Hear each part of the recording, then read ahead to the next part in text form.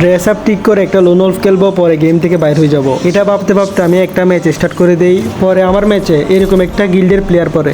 আমার গিলের মেয়েরা যদি সারাদিন সোশ্যালেই পড়ে থাকে, এই গিলগুলোকে ডিভিশনে কি তোমরা নিয়ে যাও? আচ্ছা দেখা যাক, মেয়েটার গেম প্লে দেখলে কিন্তু বোঝা যাবে সে কি সারাদিন সোশ্যালে পড়ে থাকে নাকি গেম প্লেও করে। ওরে প্রথম রাউন্ডে কিন্তু সে আর একটা শট দিল আমারে।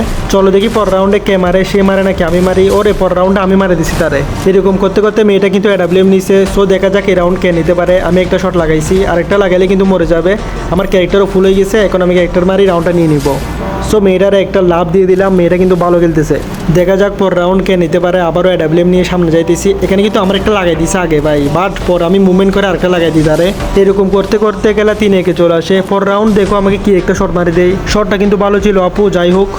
এরপরে আমি আবারও তারে যাই মারি দিই রেজাডিকল দিয়ে। এরকম করতে করতে খেলা হয়ে যায় 4-2। এরপর সে আমার আবারও একটা হেডশট মারি দেয়। পরে আমি অনেক সিরিয়াস হয়ে যাই, মানে ম্যাচটা কিন্তু উইন হইতে হবে আমার। শেষ আমি ম্যাচটা উইন হয়ে গেছি। শেষ একটাই কথা বলতে চাই, মেয়েটা কিন্তু অনেক ভালো খেলে। সে কিন্তু সোশ্যালের মেয়েদের মতো না, আর এটা মেবি রিয়েল গিল্ডের মেয়ে, ঠিক আছে? তার লিডারকেও দেখা যাচ্ছে।